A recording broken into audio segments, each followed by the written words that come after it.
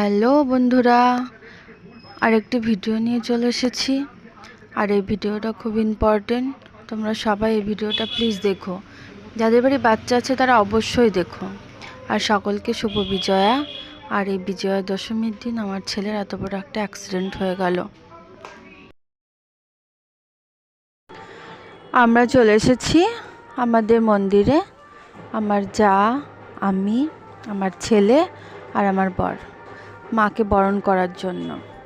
মায়ের কি অপরূপ দৃশ্য, আবার 1 বছরের অপেক্ষা মায়ের জন্য।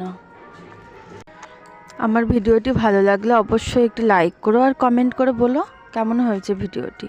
আর ভিডিওটা অবশ্যই শেষ অবধি দেখো। কিভাবে আমার ছেলের এত বড় একটা অ্যাক্সিডেন্ট হয়ে গেল, পুরোটাই আমাদের দোষ, আমার দোষ বিশেষ করে।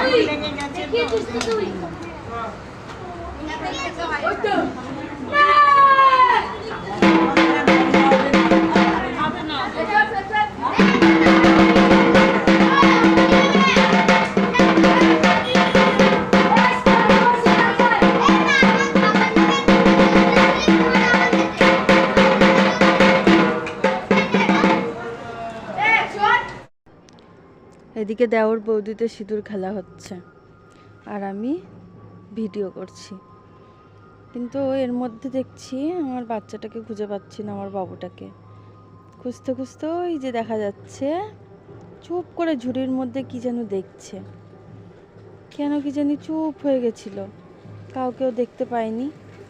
আর আমি ভাবছি হঠাৎ করে কোথায় গেল, এত লোকের মাঝখানে বলা যায় না, বাচ্চাদেরকে কখন কে কিভাবে নিয়ে চলে যায়, খুব ভয় করে এটা আমার।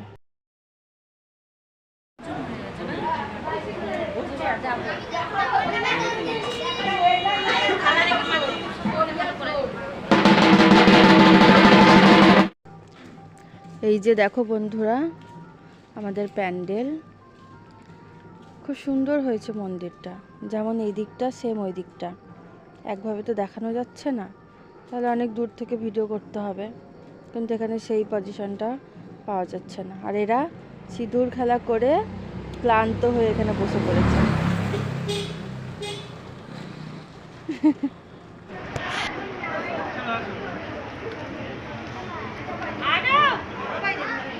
আমরা এবার বাড়ির দিকে রওনা হলাম।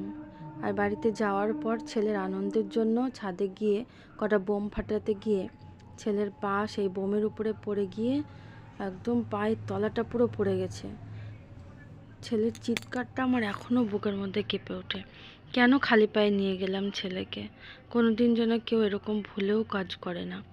তোমরা সাবধানে থেকো আর বাচ্চাদেরকে একদম বোম হাতে দেবে না, আমার তো শিক্ষা হয়ে গেল, প্লিজ তোমরা দেখে রাখবে। এরকম করে এরকম হচ্ছে হচ্ছে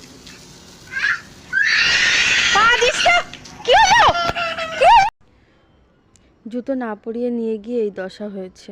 ভেবেছিলাম কোলেই থাকবে, কিন্তু জেদ করলো বলে নিচে নামিয়ে দিলাম, কিন্তু এতটা কঠিন হয়ে যাবে বুঝতে পারিনি।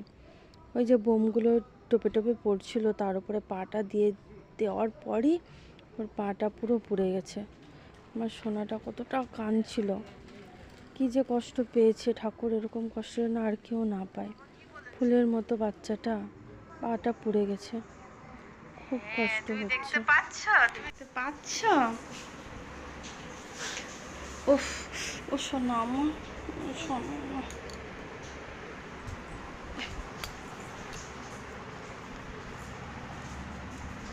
ব্যথা করছে বাবা, ব্যথা করছে, ইস।